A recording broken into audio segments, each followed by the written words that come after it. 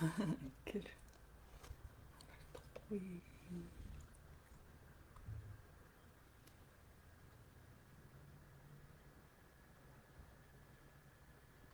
За ийлүүлвэл харагдаж магадгүй юм шиг. За бүгдэнд нь орой минь сайхан амарцгааж гин үү? Дуу сонсогч гин үү? Дууга жоохон чангалах хэрэгтэй гайгүй юу? Дуу хэр сонсогч гин? Нөгөө микрофоноос нэлээд хол суудсан болохоор жоохон дуу нь айгүй аяархан юм шиг санагдаад бах юм. Гайгүй юу те? За өнөөдрийн ярих агуулга болохоор маш сонирхолтой агуулга. За ой тогтоолтын нууц гэж байгаа. За тэгэхээр ой тогтоолт. Юмыг яаж бид нар богино хугацаанд сайн тогтоох вэ? За тэр ер нь хүний ой тогтоолт яаж ажилтдаг вэ гэдэг талаар ярих юм. Тийм. За тэгэхээр би самбар байхгүй миний ашиглах материал болохоор энэ. Гэхдээ яг хөө тийм сайн бол за баярлаа. Микрофон бол гайгүй юм гэж байна те. Энэ хэр харагч байна? Инкээр болохоор нөгөө компьютерийн маань яачаад компьютерийн гэрлэн тусаа сайн харагдахгүй. Инкээр жоохон харагч байна. За ямар ч байсан миний ярих агуулга ерөнхийн ямар ч байсан огт одоо нөгөө visual aid гэж ярьдагтэй ямар нэг одоо зургаар юм уу илэрхийлэх юмгүй байж хахаар ямар ч байсан хоосонгүй те ийм одоо пад дээр та нарт ингээ ярина тий. За ой тогтоолт. За бид нар үг чэжлэх хэрэгтэй байдаг. За уншсан номоо магадгүй хэрэгтэй агуулгаа өөртөө те мэдлэг болгож урт хугацааны ойлгоо оруулах ийм одоо шаардлагууд гардаг. За тэгэхээр ерөнхийдөө бол хүний ой тогтоолт. За шууд яриад эхэлчихв. За та нар бас хэрэгтэй хүмүүсээ үйл цааш нь шеэрлээрэй. Тийм. За ер нь яриад эхэлчихэд та тий. Дараа нь хүмүүс бас хэсэг хугацаанд хадгалагдах учраас нөхөж үзэх боломжтой. За ой тогтоолт. За ерөнхийдөө ой тогтоолт гэхээр ийм зүйлийг яриад байгаа. Маш энгийнээр яах вэ гэхээр хүнд хоёр төрлийн ой тогтоолт байдаг. За нэг нь болохоор энэ дээр байна. Богино хугацааны ой тогтоолт буюу short term memory. За нөгөөх нь болохоор урт хугацааны ой тогтоолт буюу long term memory. За тэгэхээр бидний зорилго яах чинь гэхээр энэ богино хугацааны ой тогтоолтоос урт хугацааны ой тогтоолт руу яаж мэдээллийг оруулах вэ гэдэг аргыг үзэх юм. Тий. За тэгэхээр бид нар яах нь энэ богино хугацааны ой тогтоолтоос би ингэж чад ярих юм. Богино хугацааны ой тогтоолтоос ямар ч байсан урт хугацааны ой тогтоолт руу мэдээлэл оруулах хадгалчих юм бол бид нар бас ерөнхийдөө мартахгүй байхгүй юу? Тий. Тэгэхээр бид нар ямар нэг үйлдэл хийх хэрэгтэй. Тэгжээж энэ урт хугацааны ой руу орно. Тэгэхгүй бол яах вэ гэхээр хүний тарих богино хугацааны ой тогтоолтын гол зорилго болохоор ингэж байгаа. Яг богино хугацааны ой тогтоолт гэж юм гэхээр энэ дотор 5-аас 6 нэгж 5-аас 9 ширхэг.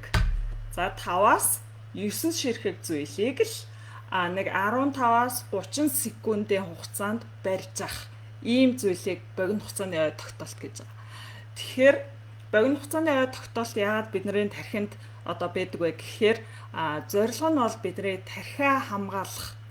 Юу вэ гэхээр энд шүүлтүр байж байгаа. Шүүлтүр хэрэг тэрэггүй одоо юу гэдэг юм бүх төрлийн мэдээллийг урт хугацааны ой руу оруулаад авах юм бол бидний тархи хэдийгээр урт хугацааны ой одоо хадгалах одоо capacity гэж ярьдаг те хадгалах одоо юу нь бол хязгааргүй боловч тархиа хамгаалах үүрэгтэй богино хугацааны ой тогтоолт. Тэгэхээр яах нь бүх мэдээллийг цааш нь урт хугацааны ой руу оруулчихгүй. Тэхийн тулд яах вэ гэхээр ерөнхийдөө орж ирсэн мэдээллийг за нэг 5-аас 9 тэ хамгийн ихдээ 9 ширхэг ийм зүйлийг нэг 15-аас 30 минут 30 секунд байлгаад тэгээ мартна гэсэн үг. Нэг чихэр ороод нөгөө чихэр гараа явчихдаг. Дийлэнх мэдээлэлтэй. За тэгэхээр энэ За тэгвэл бид нар энэ богино хугацааны ой тогтоолтоос урт хугацааны ой тогтоолт руу оруулахын тулд заавал ямар нэгэн юм хийх хэрэгтэй. За юу хийх хэрэгтэй вэ гэдгийг одоо үзнэ. Тий. За тэгэхээр та нар өөрсдийн туршлагаас нэг зүйлийг мэдж байгаа. Юу вэ гэхээр хүний тарих бүх мэдээллийг ингээд мартчихдгүү гэвэл үгүй те. За нэг төрлийн мэдээллийг ерөөсөө огт мартдаггүй. Нэг л төрлийн мэдээлэл байгаа. За тэр нь болохоор англиар юу гэж юм гэхээр за би энэ дээр ингээд биччихье. Та нар юу гэж бодож байна? Та нарын туршлагаас хүний тарих та нар ер нь ямар зүйлийг огт мартдаггүй вэ? За өөрийн мэдлгүй автоматар одоо точиг одоо шууд цэжилчдэг. Тийм ямар мэдээлэл өгдөг вэ? Та нарын амьдралын одоо туршлагаас цэжлэх ямар шаардлагагүйгээр өөрийн мэдлгүй одоо автоматар цэжлэгддэг гэсэн үг тийм. Нэг мэдгэд л цэжилсэн байдаг. Та өөрөө цэжлээ ч юм уу те ингэж би мартахгүй шүү энэ төр гэж өөртөө бол хэлээгүй. Тийм ямар нэг үйлдэл огт хийгээгүй. Яг нь шууд автоматар тарих бичээд авчдаг. Тэгээд урт хугацааны ойлоо оруулдаг нэг төрлийн мэдээлэл байгаа. Ганц л төрлийн. За тэрийг та нар тааж агаарай. За энд бичээрэй. За би энэ дээр та нарыг таажах хооронд энд бичье. За та нарын таавар юу вэ? Нэг ч тамг алгуу. Хүн болгон мэдж байгаа даа болно. Зүгээр нэг хайхтар энд бол нэг ном уншсан ч юм уу те ийм одоо мэдлэг хэрэггүй зүгээр өөрсдийнхөө туршлагаас та нарын хувьд ямар мэдээллийг тархичсан шууд автоматар бичиж аваад мартахгүй байгаад юм. Нэг төрлийн мэдээлэл байгаа. За дахиад нэг хэдэн секунд өгье. Уулын би ядаж нэг хариулт харчмаар байна. Ямар төрлийн мэдээлэл гэж бодож байна? Маш сайн хариулт те. За энд болохоор юу гэж бичсэн бэ гэхээр сэтгэл хөдлөл өндөртэй үе. Айх, баярлах, тэ хөөрөх, догтлох ч юм уу те. Ийм нөгөө юр бусын, онцгой, содон ийм үйл явдлуудыг ийм үйл явдлуудыг ер нь автоматар шууд хүний тарих бичиж авдаг. Та цэжлэгээ цэжлээгүү тэ өөрөө ингээд автоматар бичиж авчдаг гэсэн. За энэ бол ямар төрлийн мэдээлэл байдаг вэ гэхээр за ингээр харагч байна уу? Past past experiences. Өнгөрсөнд болсон үйл явдлууд өөр тохиолдсон. За тэгэхээр хүн ерөөсөө өөртөөгөө холбоотой өнгөрсөнд болсон үйл явдлуудыг мэдээж 100% бүгдийг нь бол биш дийлэнх юм. Ерөөсөө л өөртөө холбоотой те.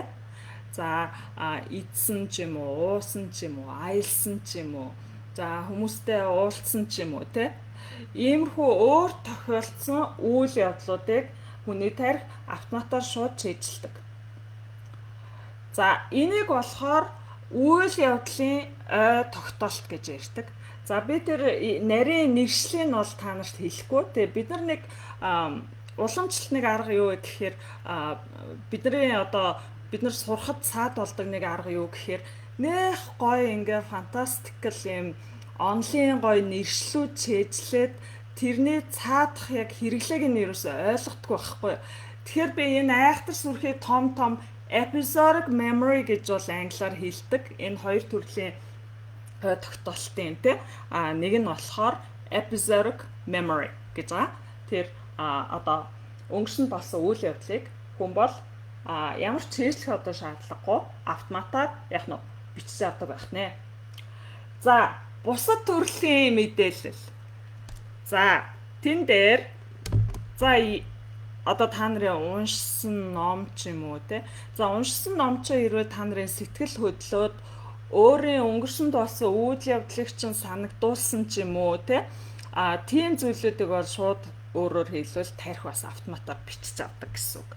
За хоёр дахь төрлийн мэдээлэл одоо зүйлийг тарих чэжлэхийн тулд маш их хүчин чармаалт шаарддаг нэг төрлийн мэдээлэл байгаа. За тэр нь болохоор англиар би энд биччихье. За тэрийг та нар юу гэж бодож байна?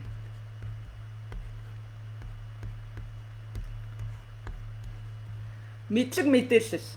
За, мэдлэг мэдээлэлтэй холбоотой.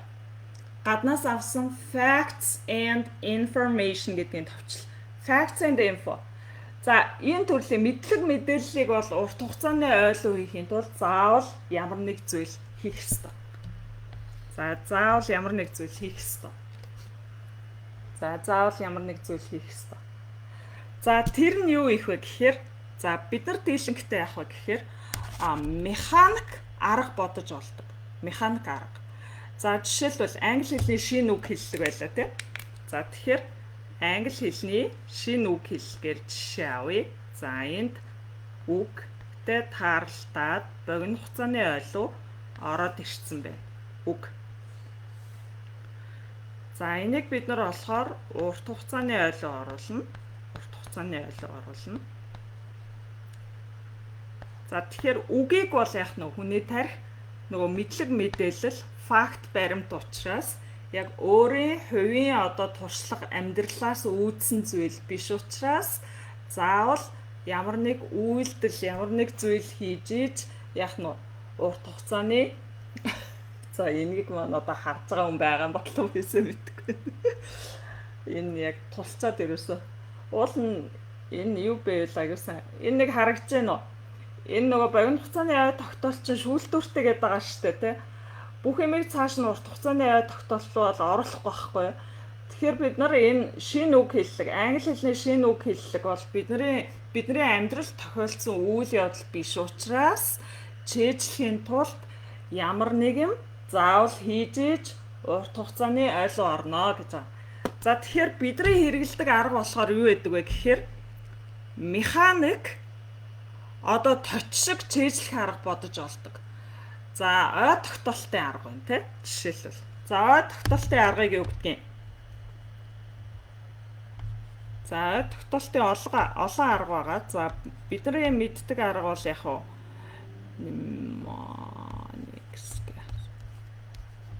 за, нэг жишээ бол ой тогтоолтын арга байна, тийм.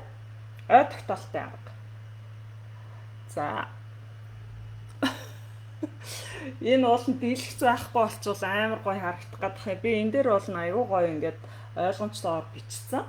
За тэгэхээр энэ нөгөө mnemonics буюу ой тогтоолтын аргаар үг чийжилдэг. Тэгэхээр бид нар яах нь үгийг чийжлэхдээ ой тогтоолтын арга юм уу ямар ч гоё арга гэж болно. Ой тогтоолтын арга байна уу? За эсвэл одоо янз бүрийн арганууд идэх штеп. Үг чийжлэхэд бид нар арга л хайгаад байдаг байхгүй. За тэгээд тэр бодож олсон ямар ч гоё арга нь механик арга. За үгийг хүчээр чийжилж байна гэсэн үг. Ямар нэг одоо арга бодож олоод тэрийг ашиглаад нөгөө богино хугацааны ой тогтоолтоосоо урт хугацааны ойлоо ямар ч байсан оруулчихсан. За тэгээд эргэж санахтаа болохоор яах вэ гэхээр тарих яаж чийжилсэн яг тэр аргаараа эргэж сандаг.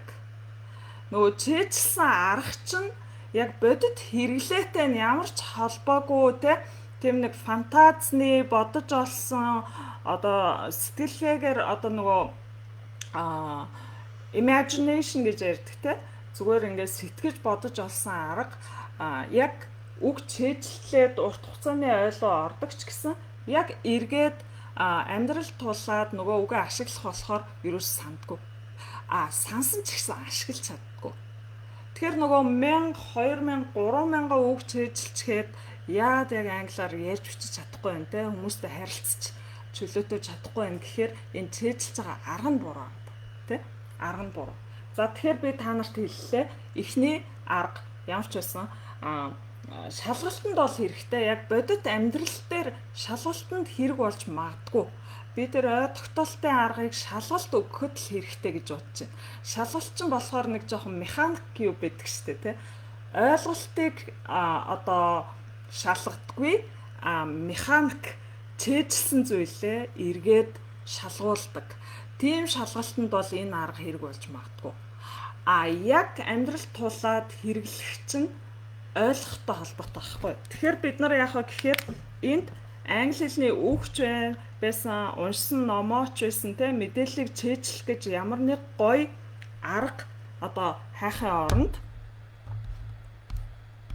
ингэх ёстой. За би энэ дээр биччихье. Одоо би та нарт аргаа хэлж өгөх гээд байна. Манай minimalist. За minimalist арга бол ерөнхийдөө англи хэл сурах хамгийн үр дүнтэй арга байгаа. За тэр хичээлээр үздэг. Энэ амар урт үг байна тий. Арай за байж байгаа. За би одоо та нарт аргаа хэлж өгнө. Та нар ер нь үг яаж шийдэлдэг вэ? За англи хэлний үг чийжлэхдээ жишээ авч байгаа тий. Ерөнхийдөө өөр ямар ч мэдлэг мэдээлэл байж болно. Чийжлэх шаардлагатай. За бид нар болохоор механикаар чийжлээд за энийг болохоор хойно бичгэн байна. Механикаар ерөнхийдөө чийжлдэг байх нэ. Тэр нь болохоор ийм утгатай.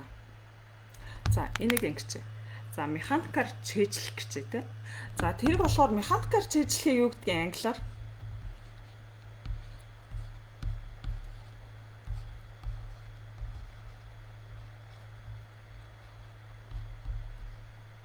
механикаар чи. Өөрөөр хэлбэл чийжилсэн мэдлэг гэсэн үг байхгүй юу?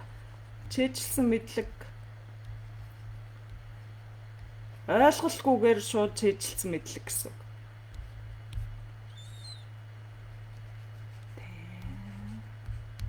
За одоо л болж байгаа шиг байна. За ингэж. За rote learning гэдгийг механикаар чийжлэх гэдгийг болохоор rote learning гэж. За механикаар чийжлэх.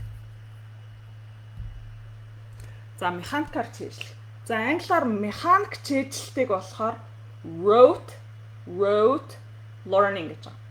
За өөрөөр хэлбэл механик чийжлэлт бол А гэж чийжилдэг тийм. Нэг имийг за энэ А гэдэг үг байна. А гэдэг үг байна. Одоо юу гэдгийг? Үг байвал одоо юу гэдгийг? За одоо юу гэдэг Apple гэдэг үг алим гэж ингэж хэлчихдэг тийм. Эсвэл алим гэдэг үгийг амар гоё юм төсөөлж бодож олоод за ангидаа орсон чи алимаар зодтолж чинь гэдэг ч юм уу тийм. Гоё үйл явдал төсөөлөд ингэж хэлчихдэг. Нөгөөх нь яг энэ үгийн бодит хэрэглээтэй ямар ч холбоогүй. За энэ төрлийн аргыг болохоор rote learning. Rote гэдэг нь шууд механикаар, хараар, хүчээр ингэж чийжилдэг арга. За ийм төрлийн мэдлэг ийм төрлийн одоо юуг болохоор аргаар чийжилсэн үг юм уу мэдээллийг болохоор та нар мэддэг гэж хэлдэг. Knowing зүгээр л мэддэг зүйл. За тэгэхээр бидний одоо үг чийжлэхдээ хэрэгэлдэг арга болохоор мэдэх бол хангалтгүй байгаа байхгүй. Яг амьдрал дээр, бодит амьдрал дээр тулаад ирэхэд шууд ингээд чөлөөтэй ашиглаж чаддаг чадвар болгохын тулд тий чадвар болгохын тулд зүгээр л мэддэг байх хангалтгүй тий мэддэг байх. Мэднэ гэдэг нь А гэсэн А гэж заасан энэ үгээр нь л ингээд чийжилдэг гэсэн үг тий хараар механикаар. За бидний арга болохоор юу гэхээр ойлгох. Зорилго ойлгох. За ойлгох бол ер нь чийжилтийн за би ингэ бичиж. Ойлгох бол бүрэн ойлгох. За энэ үг ямар утгатай юм? Цаад учир нь юу юм? Хизээ ямар үед ашигладаг те? За хинтээ яаж харилцахад хэрэгэлдэг үг юм те? Цаад утга нь юу юм? Юуг илэрхийлдэг? Ямар үгтэй хамт хэрэглэгддэг гэдэг чинь энэ үг болвол зүгээр А гэдэг үг дангаараа хизээч ашигладаггүй. Англи хэлэнд бол А гэдэг үг Б гэдэг үгтэй хамт хэрэглэгдэнэ. За С гэдэг тохиолдолд хэрэглэгдэнэ те. За өөрчөө одоо энэ үгийн цаад утга нь яг юу юм те. Ингээд дандаа шүлжээ маягаар одоо хүний тархич нь нөгөө нэг хоорондоо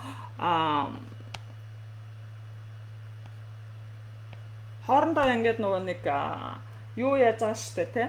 Нейрон буюу эсүүдийн холбоо үүсдэхтэй адилхан үг хэллэг хүний тархинд яадаг вэ гэхээр хоорондоо дандаа уялдаа холбоотой сүлжээ маягаар байдаг. Ганц үг тусдаа ерөөсөө байдгүй. Бид нар үгээ ашиглахдаа ч гэсэн өгүүлбэрт ашигладаг штэ тий. Тэгэхээр энэ яах вэ гэхээр энэ бусад үгтэй хамт ямар үгтэй хамт хэрэглэгддэг. За ямар үед хэрэглэгддэг тий. За хизээ хинтээ ярихад яаж хэрэглэгдэжсэн тэр контекст нь хэрэгтэй. За ингээд энэ үгийг эхлээд ойлгох хэрэгтэй гэсэн. Чэйжлэх гэж бити яар эхлээд ойлгох. За энэ үг чи яг ямар утгатай үг юм бэ тий? За тэр нь болохоор энэ чэйжлэлтийн 80%. 80%. Тэгэхээр та нарт би юу гэж хэлэх гээд байна гэхээр англи хэлний үгч байсан. За мэдээлэл мэдлэг те ажил амьдралд хэрэгтэй мэдлэг мэдээллийг та нар чэйжлэх гэж ерөөсөө бити яар. Яг вэ гэхээр эхлээд ойлгох. За ямар учиртай юм те. Тэгээ ойлгох гэдэг бол бүр илүү одоо нөгөө бусад юутай холбож те юмны цаад учрыг ойлгодог хүн чинь маш их чадвартай, өндөр чадвартай байдаг. Тэргүй зүгээр ингээд юмыг А гэдгийг А, Б гэдгийг Б гэж хүнээр хэлүүлээл ингээд чэйжлдэг. Зүгээр л юм мэддэг хүн. Тэ?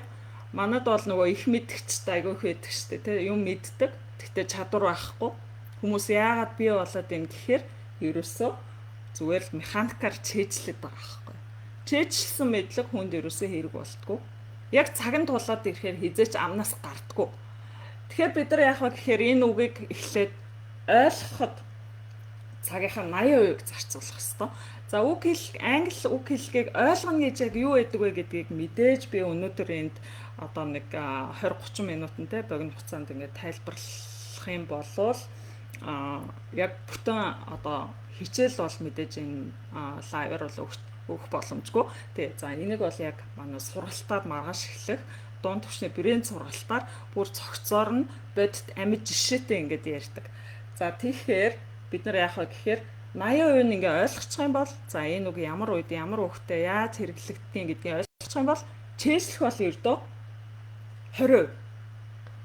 Тэ?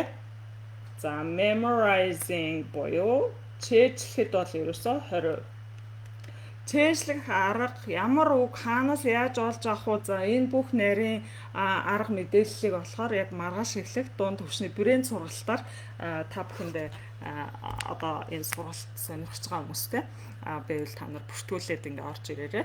За тэгэхээр ерөнхийдөө ойлгосноо.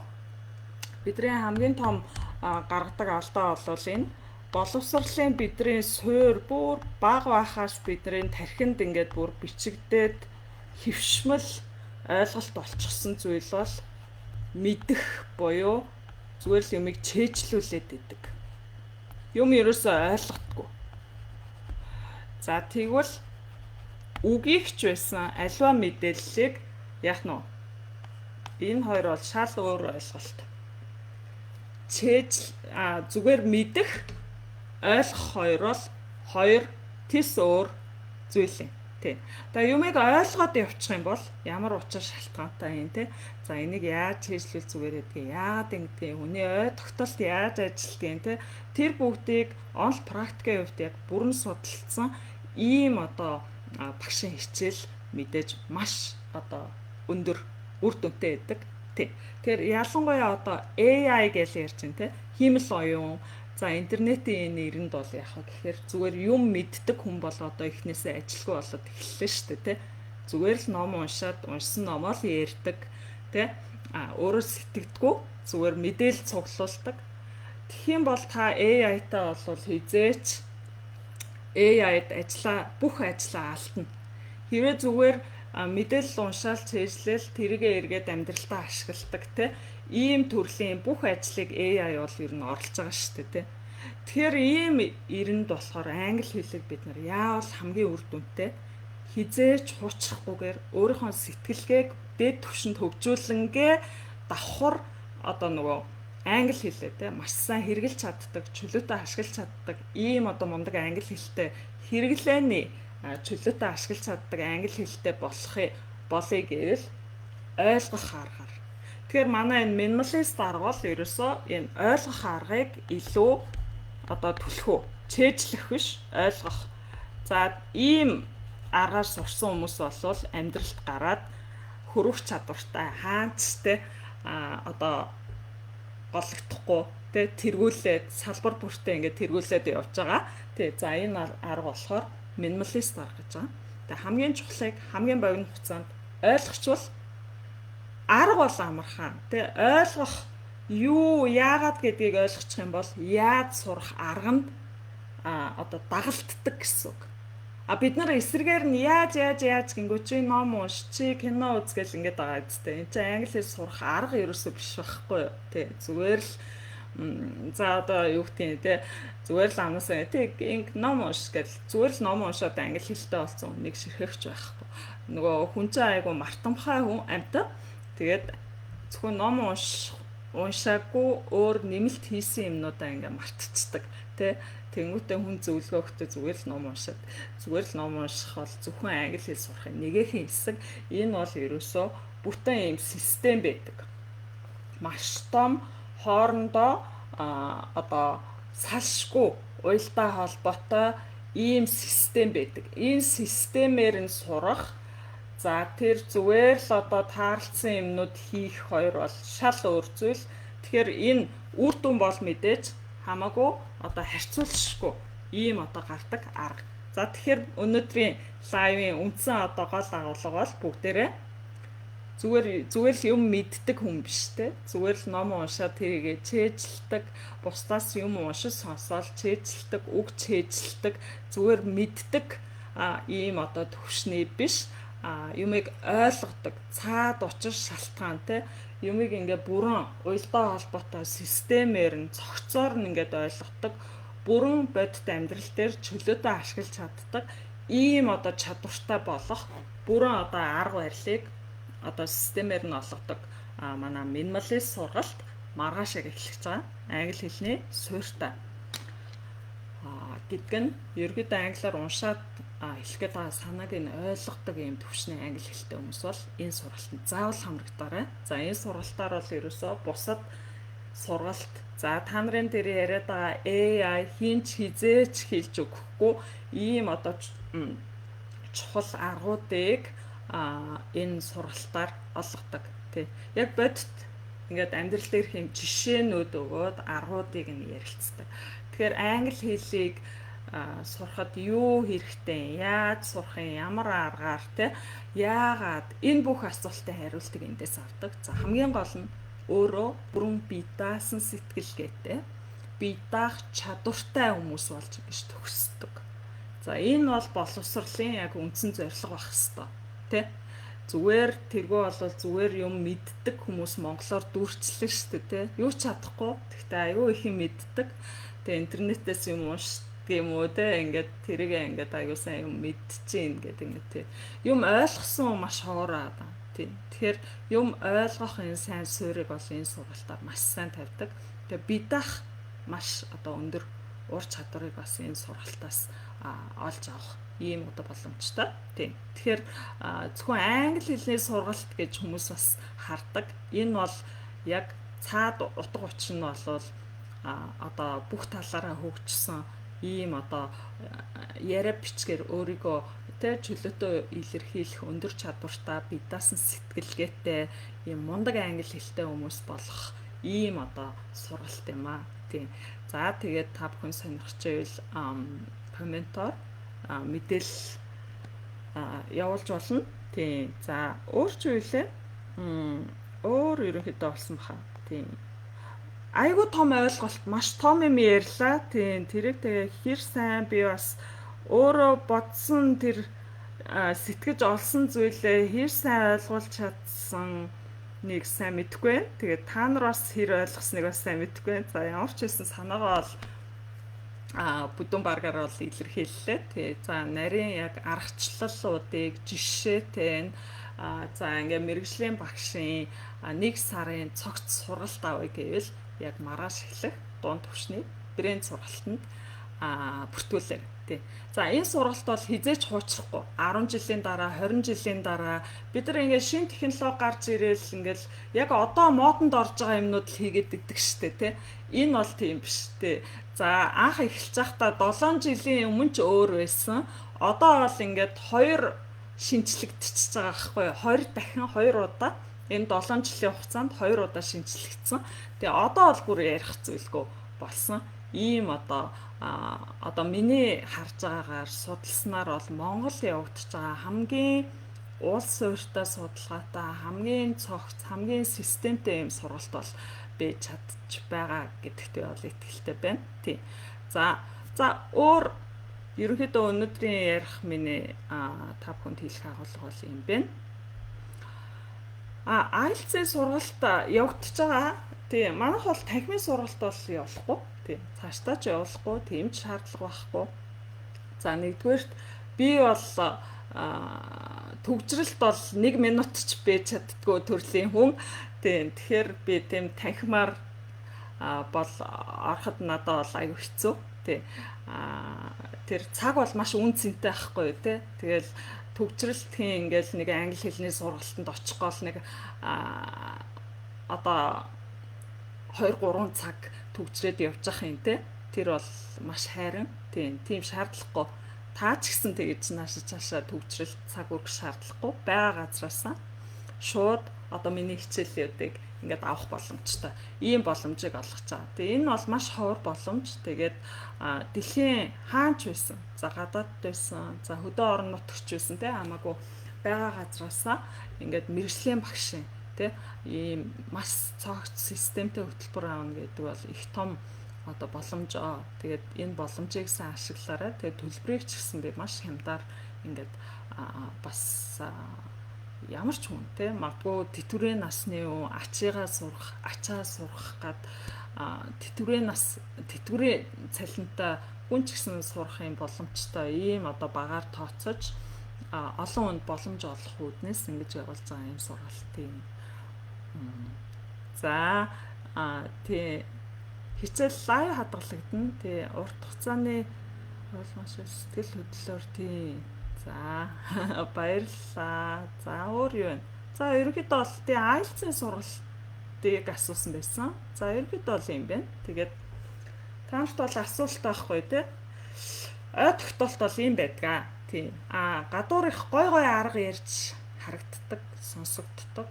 Харамсалтай нь яг бодит амьдрал дээр тулаад ирэхээр хэрэг болдог арга бол маш ховор байгаад байна. Тэгэхээр яг энэ бодит үннийг харахгүй та нартай бас хэлье гэж бодлоо. Тэгээд лайвын сүүлд орж ирсэн хүмүүсээ л эхнээс нь ингээ гүйлгээд үзээрэй те.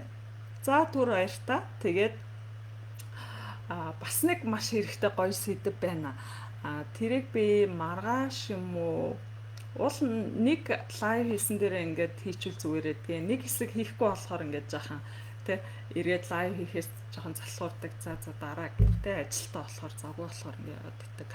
За бас нэг сэдв байгаа. За тэр нь болохоор миний ойрд нэг бодоод байгаа нэг сэдв юу гэхээр өөрийн потенциалаа хамгийн дээд түвшинд яаж одоо нээж ашиглах вэ гэдэг талаар лайв хийж болно. Тийм. Тэгээд хэрвээ та нар тэр сэдвийг сонирхож байвал за тэгээ өнөөдрийн лайв таалагдсан бол бас шеэр хийгээд тэгээд юу гэж бичихв?